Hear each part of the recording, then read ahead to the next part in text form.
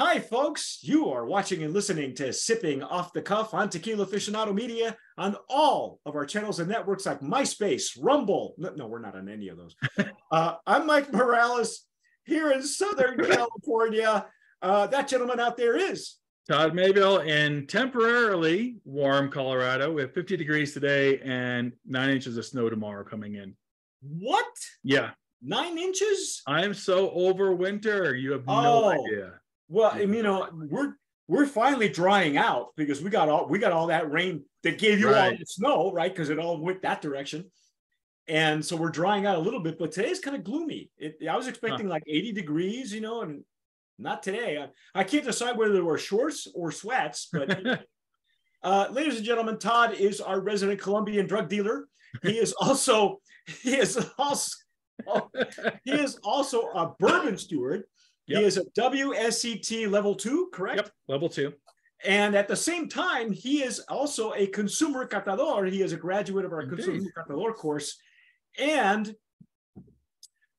he's also our correspondent in the Colorado area. But by the way, I need to add something. You are now what? The cheese, you're a cheese I'm working expert? on it. Yeah, I'm working on a class. My partner and I are working on a class called Certified Artisan Cheesemakers. So I got to start sending you some more mezcal, because if you're going to make your own cheese, you're going to need more mezcal, dude. I will never say no to more mezcal. So, and speaking of mezcal, before we get into our tasting, I wanted to. Todd had a chance to attend the Bowl of Zoll, which you folks may have heard of. These events are going on, like I think in Boston and in certain regions, certain states in the U.S.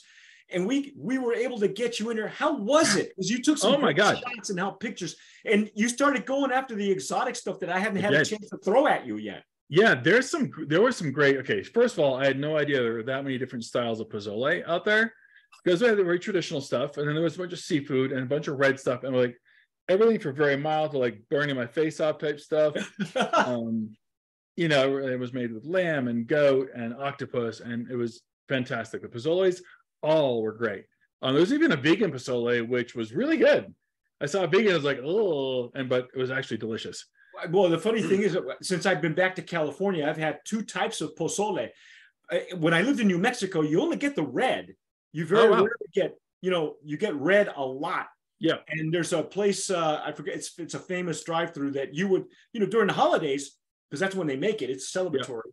You would drive by and pick up these canisters to go for your parties. You know what I mean? That's awesome. They would make your pozole for you. So good. And since I've been here, I've actually had green pozole with chicken, and I've had red with pork.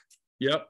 But I didn't even know until you started taking pictures of this stuff. It's like I had no clue that there were so many. Neither did I. It kind of blew my mind. Yeah. And then the agave spirits were all really good. Trying to think of anything that didn't like. The one that we kind of mind the most was from Flor del Desierto. It was a Cascabel Sotol. Yes. It was a rattlesnake pechuga. I mean, I've had pechuga mezcals and stuff, but never rattlesnake. I know, not rattle, and never as a Sotol. Yeah. When you shot me that picture, I said, it's delicious, because I had it. We did a tasting, myself and Eric Zandona, last year. Okay. And they only sent us like a 100, 200 milliliter. It was like this big. Sure. But it was labeled by the company, and it still had like flakes of rattlesnake skin. You could tell they had the residue of the rattlesnake. And Sotol is very close to me. I think I've mentioned to you before that I was introduced to it by one of the first families of Sotol makers in Mexico, from Chihuahua. And the only Sotol I had up until then was Hacienda de Chihuahua, which is like the Jose Cuervo of Sotol. Yeah, we've had that here at the house, but that's about the only Sotol I've seen to get my hands on. I'm not going to talk about other company that pretends they're Sotol. Yeah. So that was our bar. Yeah. And then when they introduced me to their family brand, and it turns out that this family, that the Hawkes family, they were the ones who had acquired the first permit to export Sotol into the United States legally, the first legal export. Huh. And so they're one of the founding families of the whole industry, other than even prior to Hacienda Chihuahua. So when I tasted their stuff, it was like, I'm drinking in the high desert, right? Yeah. It tastes like you're drinking the desert. It's beautiful. Yep. It's a beautiful It was spirit. fantastic. Fell in love with it. And so, and as it starts to grow now in popularity, I mean, even Lenny Kravitz has his own brand now, right? You're starting to see the migration of artists and movie stars moved into other agave spirits outside of tequila and mezcal. So when he and I had that rattlesnake sotol, and the wording on the labeling is sometimes different because there's no real. They borrow a lot of benefits from tequila as far as labeling, or mezcal for that matter. So they say avocado con víbora, which means avocado. So it's infused, with víbora, which is a snake. Right. So every brand is going to call it something different, and yours is cascabel, which is a rattlesnake. Yep. So I was made known years ago that stuff like that, when you see it on the bar, that stuff is it's legendary because of the flavor, obviously, but that it can cure like diseases and cancer and stuff like that. It's like, wow. So we tasted a little bit of it. It's like chicken soup. Yeah, it was so good. It was so good. Now you also had a venison pechuga, right? We did. Yeah, there was I think the same ones too. They had venison.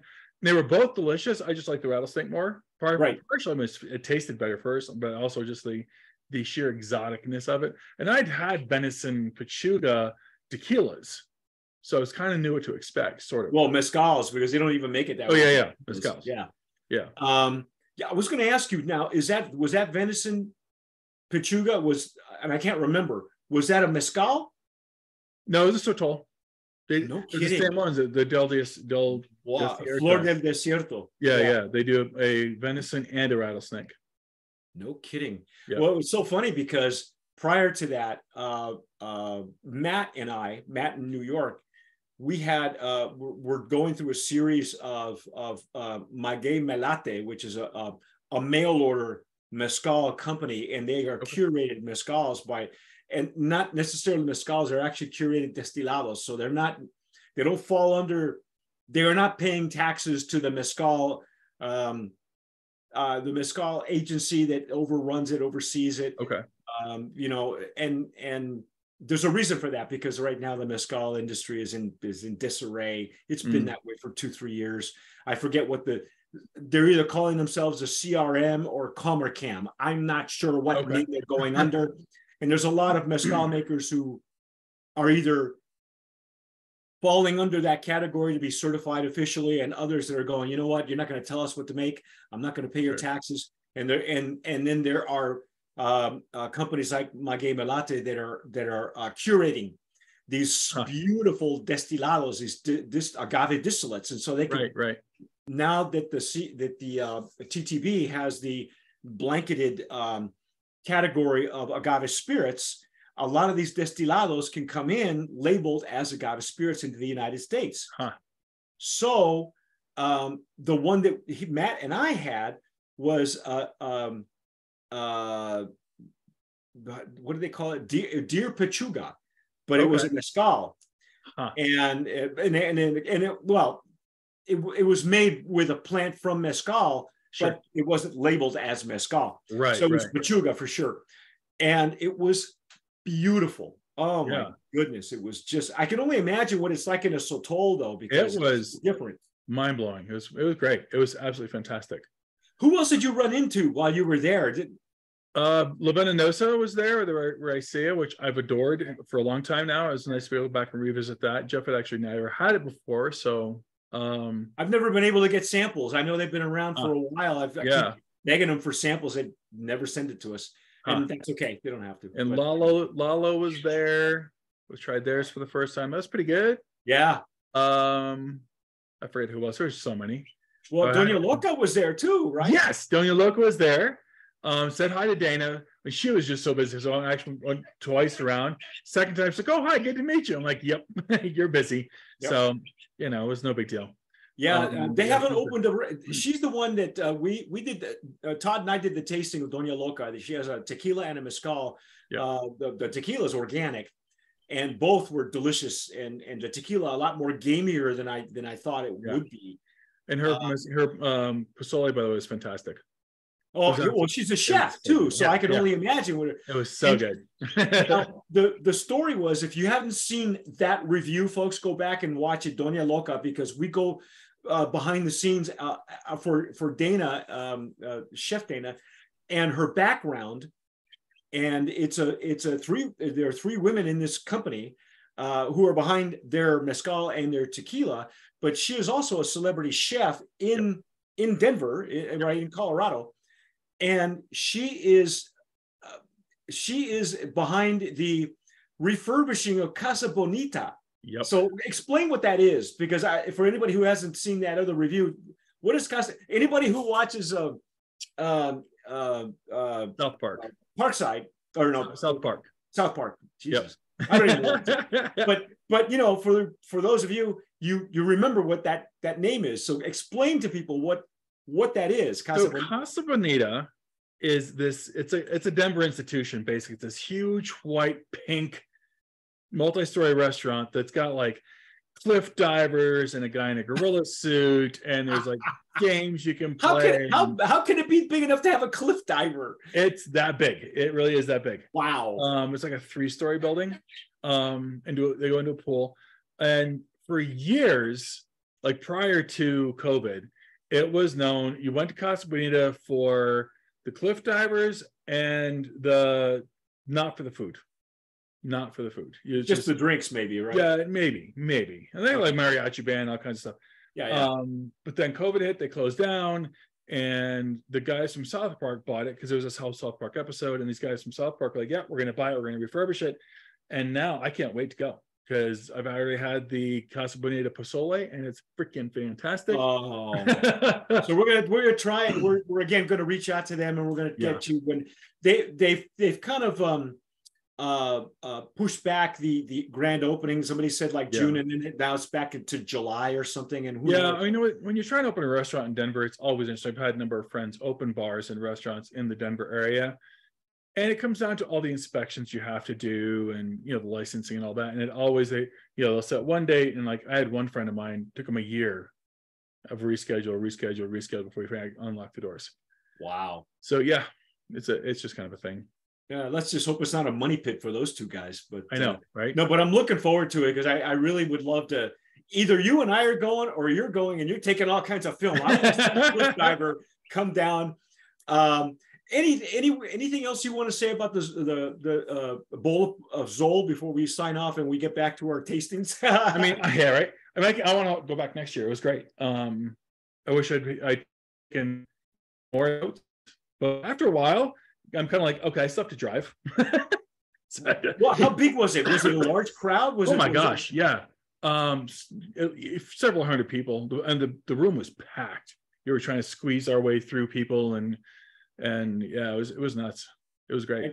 I guess it is official that COVID is gone now, because we would be, prior to COVID, we wouldn't be that close to anybody. No, not at all. Of course, there's also that's the popularity of these shows. That's why when stuff came to a screeching halt, especially the hospitality industry is like that.